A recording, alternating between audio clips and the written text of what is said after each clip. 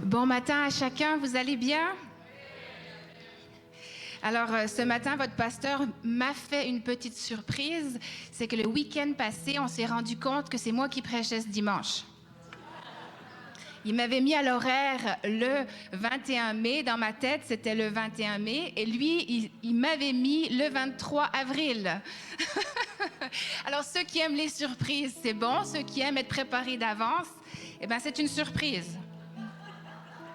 En tout cas, depuis que Pasteur il a enseigné sur la diligence, il y a aussi un spécial que Pasteur Mathieu a oublié. Hein? Tu me regardes, Joshua, qu'est-ce qu'on fait? On le fait après le spécial? OK, on le fait après. Lorsqu'on a commencé à parler sur la discipline, chaque fois qu'on faisait les annonces pour parler sur la discipline avec les différents orateurs qui parlaient sur la discipline, je faisais la voix des annonces.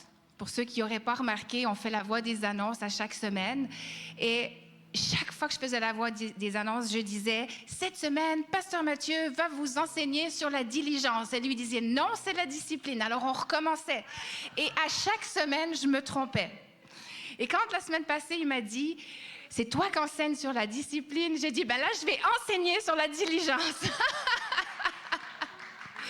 Alors, ce matin, c'est notre thème. On parle de diligence.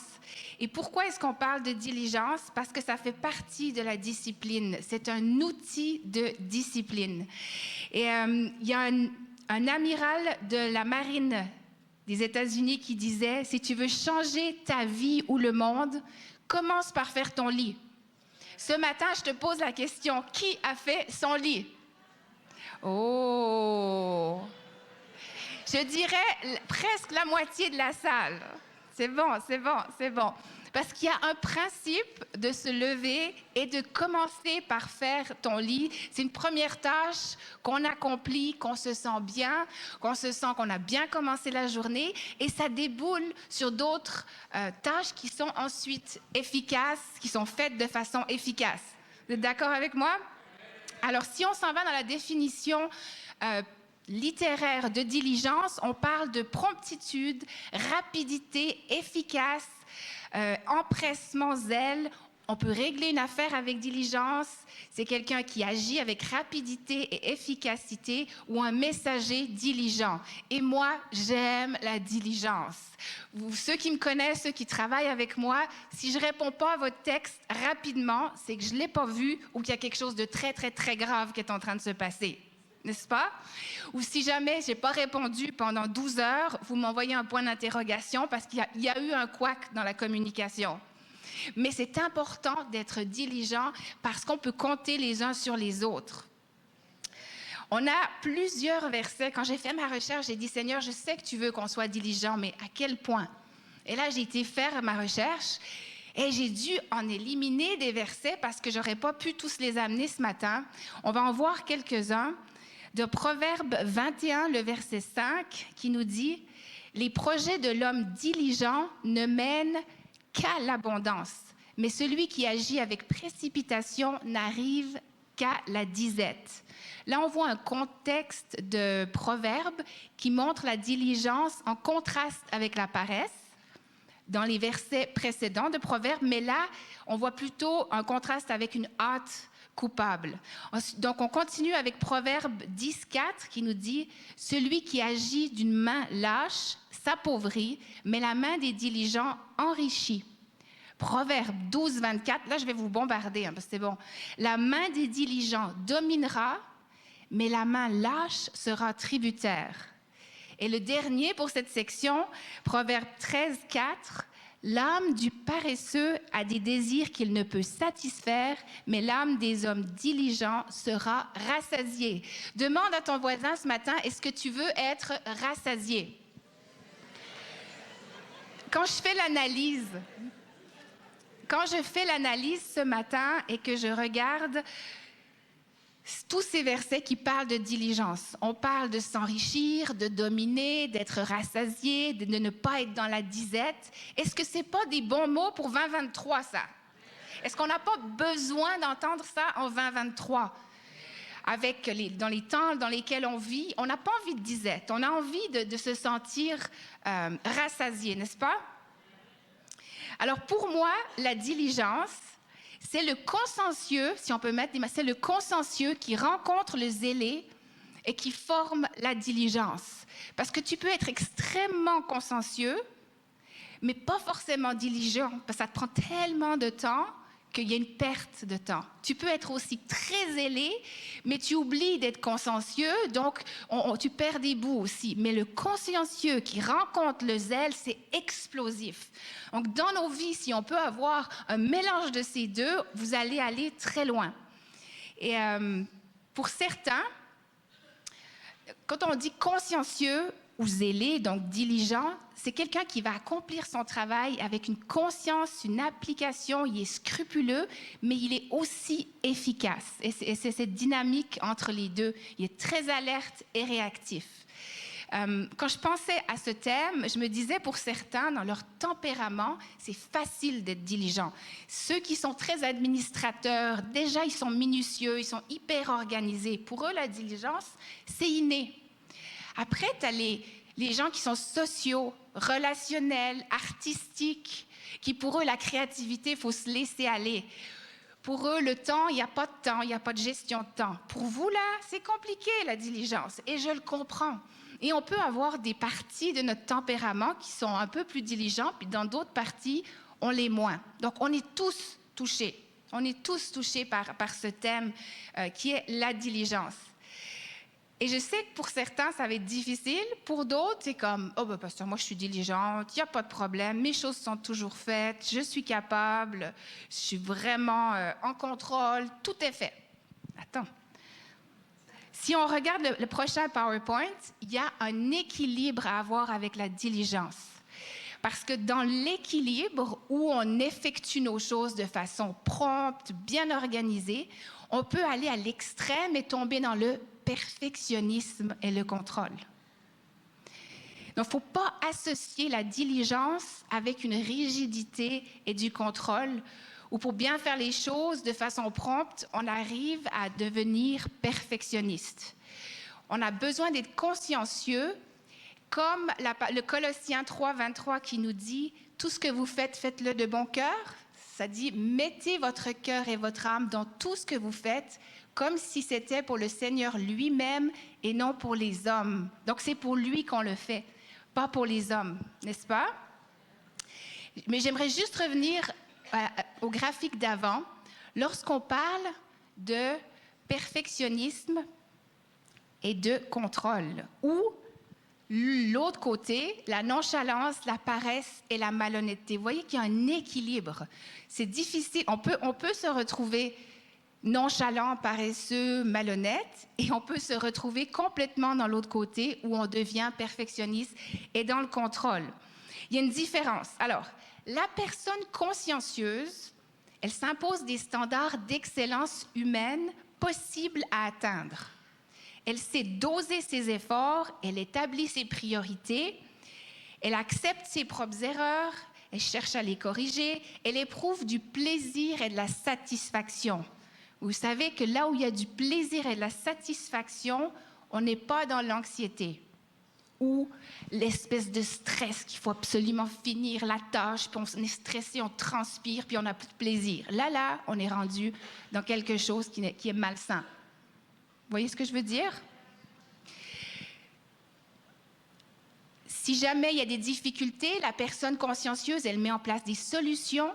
Et comme je disais, elle est réaliste et elle accepte aussi ses erreurs. Ça veut dire qu'elle est flexible. Il y a une aisance à trouver des solutions, à faire face aussi à des problèmes. Maintenant, lorsqu'on tombe dans l'autre, lorsqu'on tombe dans le perfectionnisme, ça se manifeste par le contrôle de tout ce qui nous entoure. Il y a un système de valeurs qui est basé sur l'accomplissement et la réussite. Pour les étudiants, ça va être que si vous n'avez pas de bonnes notes, vous n'êtes pas une bonne personne. Si vous n'avez pas un bulletin scolaire excellent, votre valeur est diminuée. Et votre valeur en tant qu'individu, elle est directement reliée à l'importance de vos réalisations. Et ça, là, les étudiants perfectionnistes, c'est dur de garder la barre, c'est dur de se mettre à ce niveau-là, que votre valeur est liée à vos notes. Imagine, tu te prends une plantée et là, tu n'as plus de valeur. mais ça fait des années que tu as des bonnes notes. Vous imaginez, c'est difficile. Et pour certaines personnes, ils contrôlent tout ce qui les entoure. Ça veut dire les objets, la façon de s'habiller. Tout ça, c'est par rapport au regard des autres. Et s'ils n'ont pas la dernière voiture, les derniers bijoux, ne peuvent pas sortir s'ils n'ont pas la dernière robe, tout, ils contrôlent ce qu'il y a à l'extérieur parce que leur valeur est liée à l'apparence, elle est liée aux choses qu'ils ont, elle est liée aux choses qu'ils n'ont pas non plus. Et ça, on tombe là, à ce moment-là, dans le perfectionnisme. Et c'est souvent une protection qu'on fait lorsqu'on utilise ça parce qu'on a peur d'avoir mal, on se protège de la douleur du jugement des autres ou de la honte. Donc, vous voyez, il y a une différence entre la diligence saine et le perfectionnisme. OK? Alors, nous allons être diligents et consciencieux dans les domaines que nous valorisons. Exemple. Les hommes qui ont, par exemple, le sous-sol ou une chambre ou un garage juste pour eux. Qui chez vous, vous avez une chambre juste pour vous? Est-ce qu'il y a des hommes qui ont des endroits où c'est juste pour eux?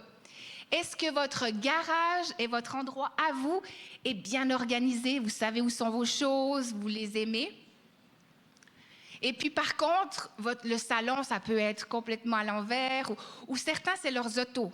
Je me souviens quand nous, on était ados, les jeunes qui avaient des voitures, leur voiture était nickel. Ça brillait en dedans, ça brillait dehors, c'était propre, c'était leur auto. Ils étaient diligents parce qu'ils valorisaient leur auto. Par contre, leur chambre... Et toutes les mamans disent, oui, je comprends. Il y a des jeunes qui ont leur chambre, c'est une catastrophe, mais ils sortent de chez eux, mais tout le reste qui est autour d'eux, c'est parfait, mais la chambre, c'est le désordre. Donc, nous sommes diligents dans les choses que nous valorisons. Ma question ce matin, qu'est-ce que tu valorises? Et je nous parle, parce que, par exemple, moi, mon desktop, c'est rendu une joke avec le staff.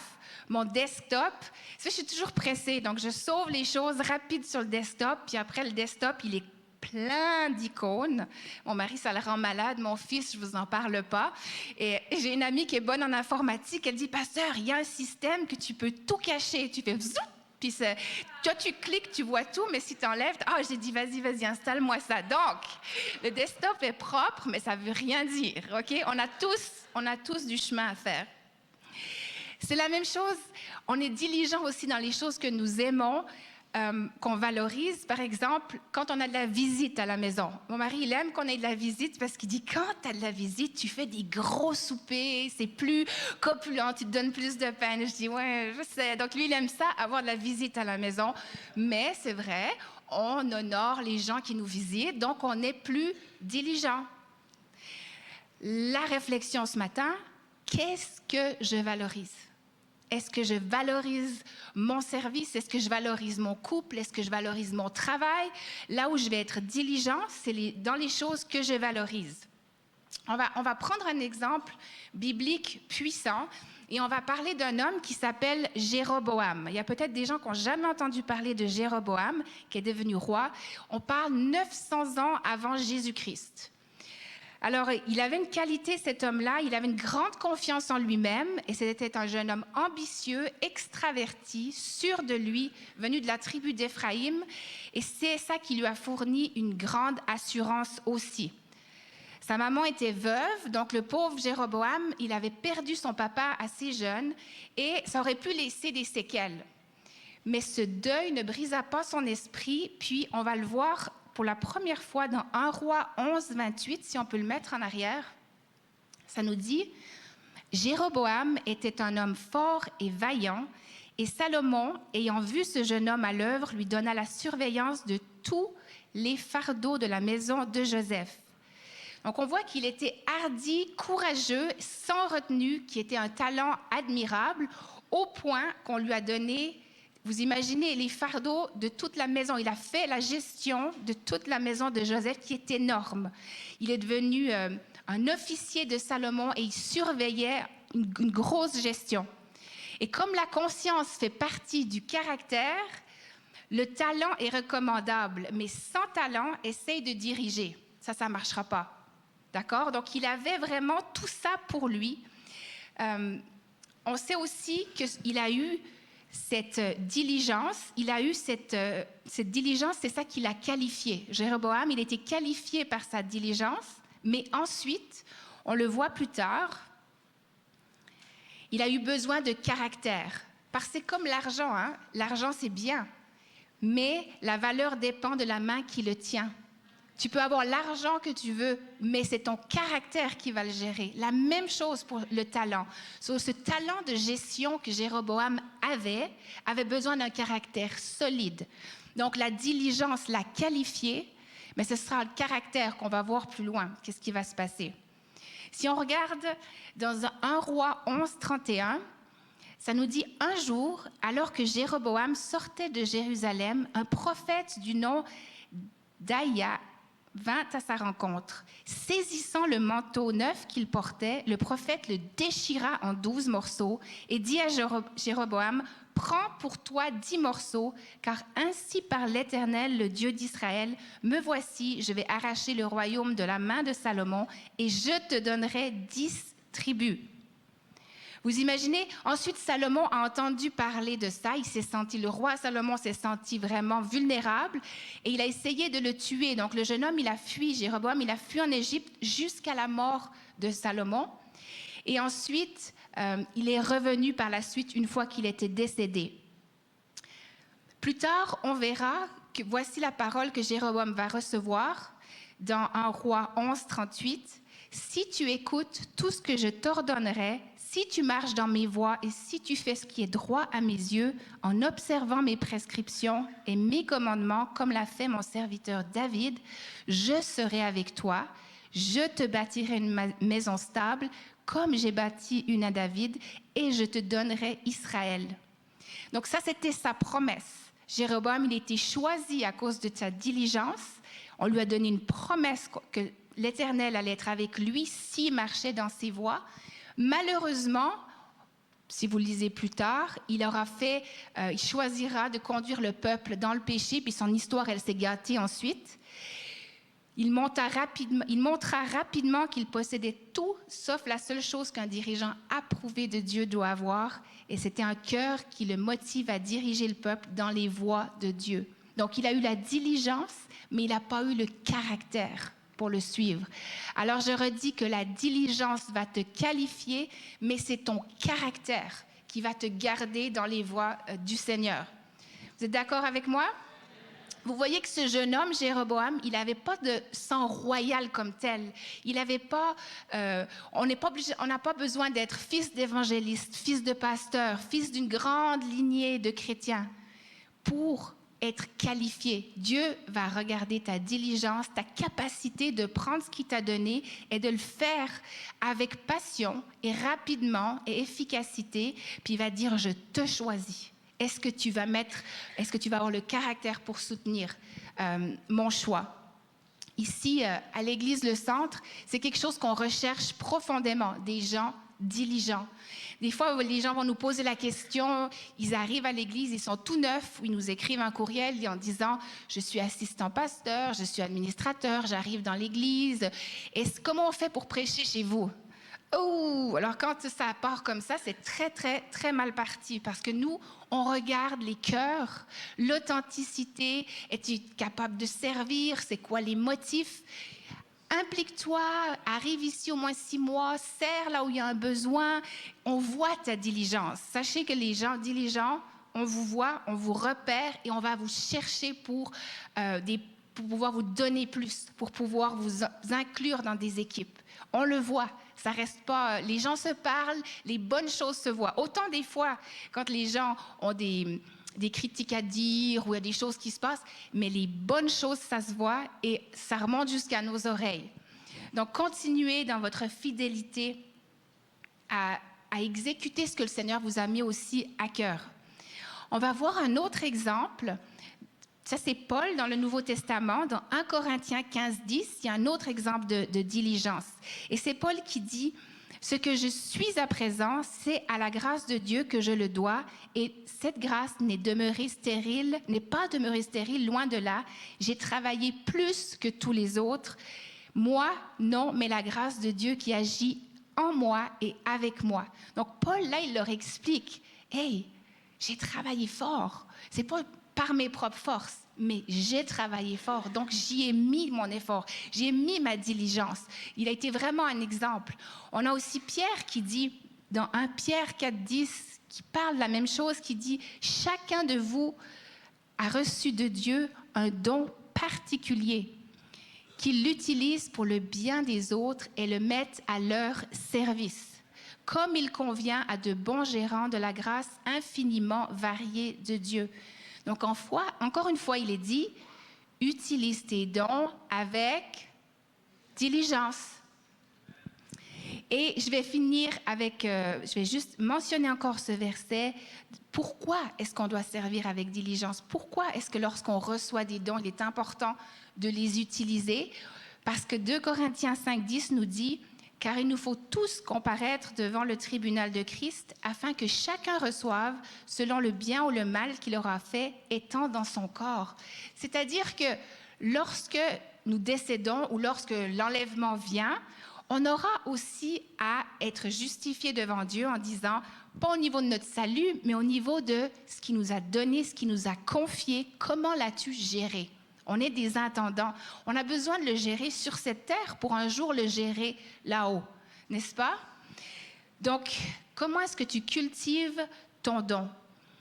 Parce que on a plusieurs dons, et lorsque nous avons reçu ces dons, il y a des gens qui peuvent avoir de la confusion entre le don ou le talent. Il y a les dons spirituels, puis il y a les talents. Alors, on va regarder ça ensemble. On sait que le don spirituel et le talent ont la même source, c'est Dieu le Créateur. OK? Cependant, ils diffèrent par leur nature et des fois par leur fonctionnement. Si je vous donne des dons spirituels, par exemple, là on a une liste, on a la prophétie, la foi, le don de générosité, le don de guérison, le don de discernement, le don d'hospitalité, le don d'enseignement, de leadership. Des exemples de talents, des choses qui sont soit innées, soit que vous avez travaillé, ce sera la musique, tous les arts, tous les sports, la cuisine, la menuiserie, par exemple. Alors, on va voir qu'un talent, c'est comme une expression, c'est une compétence innée ou acquise par les études, par l'influence, par les familles. On sait que les familles de musiciens, ça se transmet, mais il y a aussi un travail derrière, on l'exerce. On peut voir des enfants qui naissent avec certains talents aussi. Ils vont aller ensuite faire un travail qu'ils ont toujours dit qu'ils feraient depuis tout petit. Moi, j'avais 4 ans. Et quand j'avais 4 ans, on avait des accidents de voiture. On était dans un accident, pas nous, mais on assistait à un accident. J'avais 4 ans. Et je disais à papa, sors de l'auto, il faut qu'on aille les sauver, les aider. J'avais 4 ans. Donc, tu vois, on grandit quand même dans l'appel que Dieu a mis sur notre cœur. Alors, il s'agit de ne pas avoir de confusion. Parfois, tu peux avoir un talent comme la musique. Tu chantes.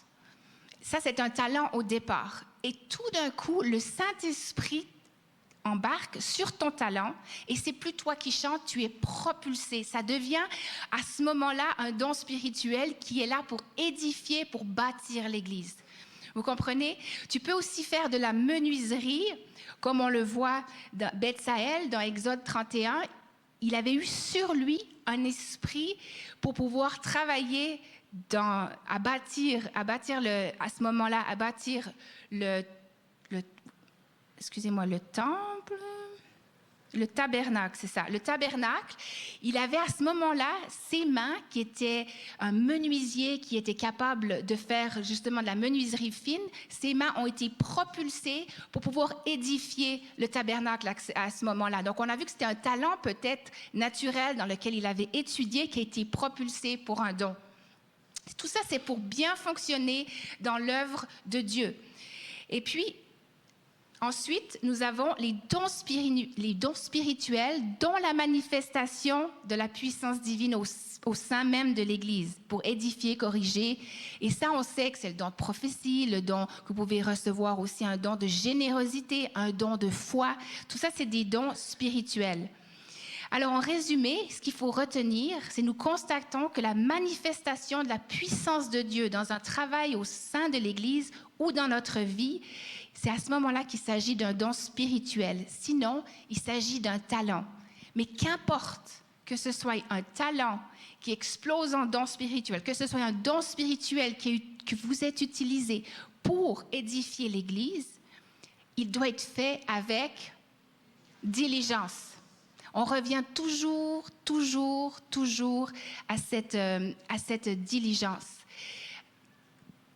On va voir aussi dans 1 Timothée 4, le verset 14 à 16, ça c'est l'encouragement, un petit peu l'encouragement final, je dirais, si vous pouvez retenir ce verset qui nous dit « Ne laisse pas en friche le don spirituel que tu possèdes et qui t'a été donné en vertu d'indications prophétiques lorsque les responsables t'ont imposé les mains.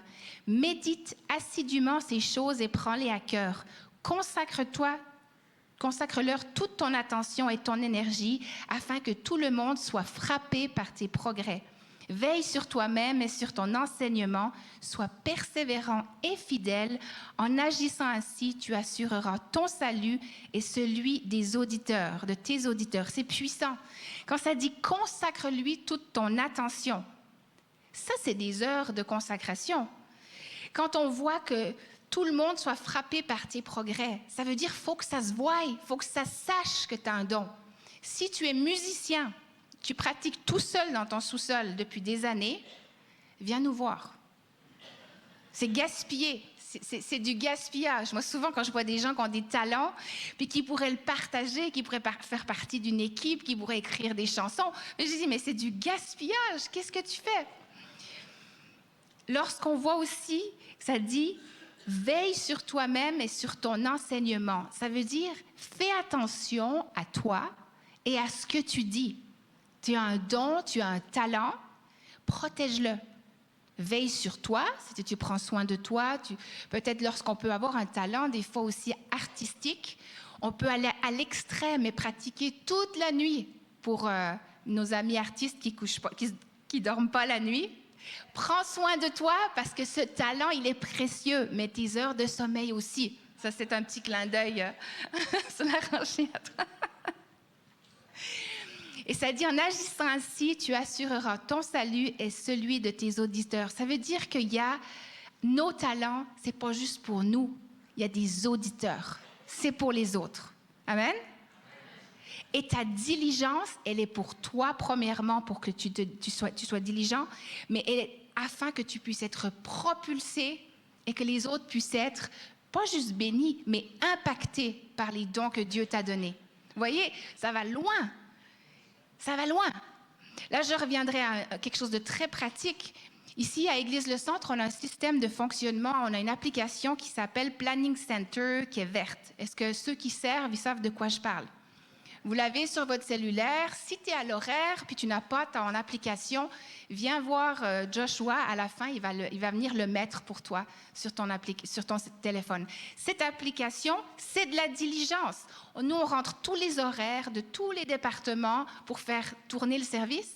Vous avez des rappels, vous avez l'horaire, vous savez ce qui se passe. Là, vous êtes diligent le jour d'avant. Vous regardez, est-ce que c'est moi? OK, donc je m'assure d'être à l'heure. Il neige, je viens plus tôt. Il pleut, je viens un petit peu plus tôt.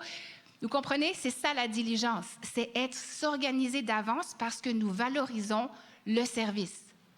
Amen? Donc ça, c'est extrêmement, extrêmement important. Je vais toucher un point intéressant pour terminer. C'est qu'au cours de ces 2 dernières années de pandémie, je dirais maintenant presque 3 ans, on a vu un relâchement général. Mais ce n'est pas juste à l'Église, dans les gens qui servent, le bénévolat. Vous allez, par exemple, dans un restaurant, c'est compliqué de vous faire servir parce qu'il n'y a personne qui travaille. Vous allez à l'épicerie, essayez de trouver quelqu'un qui va te donner un conseil parce que tout le monde court. On voit qu'il y a un relâchement même de motivation de travailler. Et c'est partout. C'est aux États-Unis, c'est en Europe. Je parle à des amis en Suisse. C'est la même chose. Est-ce que ce relâchement est dû au fait qu'on n'a pas fait grand-chose pendant une année? Est-ce que ça a fait du bien de ne pas faire grand-chose et on ne veut plus reprendre? Est-ce que c'est les suites du COVID long que certains vivent une dépression ou un découragement?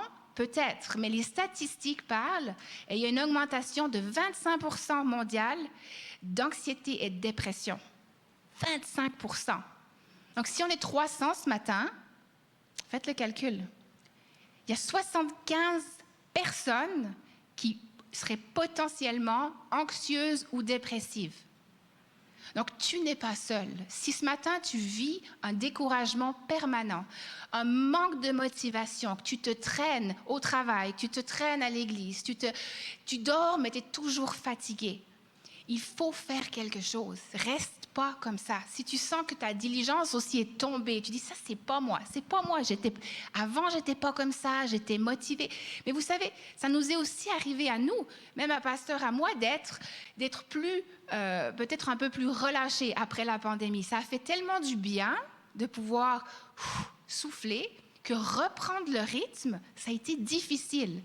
Donc, si ça t'arrive, si à la maison tu me regardes puis ça t'arrive, c'est pas grave. Reconnais-le, va chercher de l'aide, puis à la fin, on va prier aussi. Avance-toi si tu as besoin de prière. Parce qu'on ne veut pas te laisser dans cet état-là, on ne veut pas te laisser accabler. Et oui, on vit dans un nouveau normal, mais je refuse de croire que c'est ton nouveau normal. Je refuse de croire que c'est ça qu'on va accepter. Amen? On va continuer avec des trucs pratiques parce que vous savez que j'aime ça, avoir des trucs pratiques que vous pouvez prendre tout de suite puis mettre en pratique durant la semaine. Comment faire pour être plus diligent de façon pragmatique? Alors, définir des buts et des tâches claires à mesurables, que ce soit court, moyen, long terme, pour ta vie et professionnelle et personnelle. Des buts pour ton couple, des buts pour ta famille, des buts pour ta maison, des buts pour ton ministère, des buts pour tes voisins. Il faut vraiment que ce soit clair. Puis si c'est mesurable, eh bien, tu vas avancer. 2, être ponctuel. C'est une habitude d'être à l'heure. On peut se mettre des rappels et c'est aussi une marque de professionnalisme. 2023, là, si pour toi c'est difficile d'être à l'heure, travaille-y. Travaille, parce que c'est une marque de professionnalisme aussi, puis ça s'appelle l'excellence et la diligence. Tu sais, on dit arriver avant l'heure, c'est à l'heure, arriver juste à l'heure, c'est en retard pour certains. Donc, arrivez 5 minutes d'avance. Vous avez le temps de souffler, on court moins aussi.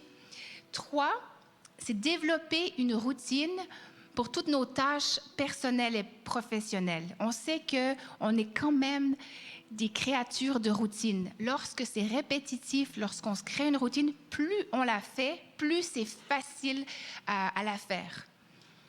Numéro 4, ça va être réduire les distractions. Et combien de distractions est-ce qu'on a? Réduire les distractions. Qu'est-ce qui te distrait? Comment est-ce que tu pourrais avoir un endroit de travail qui est plus peut-être minimaliste, il y a moins de distractions? Comment est-ce que tu peux structurer aussi tes temps de médias sociaux, tes temps de courriel pour être beaucoup plus diligent? Il y a aussi le point numéro 5 qui est gérer son temps. Comment est-ce que je gère mon temps? Je pense que c'est Maryse qui avait parlé la semaine passée de ça. Elle calculait le nombre d'heures dans une journée, le nombre d'heures de travail, le repas, puis elle disait, « Oh, mais il y a comme 5-6 heures par soir. » Quand tu calcules ça, tu dis, « Qu'est-ce que je fais entre 6 heures et 10 heures? » Ou entre 5 et 10, c'est 5 heures par soir. Qu'est-ce que tu fais? Et là, de se dire, je pourrais prendre un cours de piano, je pourrais prendre, je ne sais pas, améliorer un talent que Dieu m'a donné qui me passionne pour pouvoir l'amener à un autre niveau. On a aussi, numéro 6, créer de la redevabilité. Et là, on va à nouveau vous parler de mentorat. Lorsque tu as un mentor qui voit le potentiel en toi, il te met au défi, il te dit dans 1 mois, vas-y, travaille là-dessus, puis tu me dis comment ça va. Lorsque tu as un mentor, tu sais que tu dois travailler là-dessus parce qu'il va te poser la question, puis comment est-ce que tu as amélioré ton don ou ton talent? Donc, l'importance d'avoir un mentor. Cherchez-vous un mentor, trouvez-vous un mentor, c'est essentiel. Numéro 7, c'était devenir plus flexible. Il faut s'adapter quand Dieu change les plans. Parce qu'on peut être super diligent, même tomber dans le perfectionnisme. Et là, Dieu change les plans. Ou tout d'un coup, on avait décidé de faire quelque chose et puis une conférence est annulée. Comment est-ce que tu réagis? Oh, ben là, moi j'avais réservé ma fin de semaine. Ou est-ce que tu dis, OK, Dieu a changé les plans, comment est-ce que moi je m'adapte, comment ma réaction, parce que mon équipe qui va suivre va prendre ma réaction puis va aussi la traduire. Donc, une flexibilité, c'est super essentiel, même dans la diligence. Dernier point, récompenser le progrès. Lorsqu'on fait des efforts, lorsqu'on veut être plus diligent, il faut se mettre des buts qui sont atteignables. Si tu as besoin, si tu n'es pas capable de lire ta Bible plus que 5 minutes, tu dis, OK, on met 10 minutes et après, je me fais un bon café. Hein? Tu fais ton 10 minutes, tu te réjouis de ton bon café. Quand tu prends ton café, tu es fier de toi d'avoir passé le 10 minutes. C'est aussi simple que ça. Notre corps, là, la même chose que si tu dois te mettre d'autres buts, tu dis, je fais ça, ça, et ensuite, je me permets d'aller me chercher une crème glacée ou on va faire une bonne marche. Une récompense qui te fait, quelque chose qui te fait plaisir.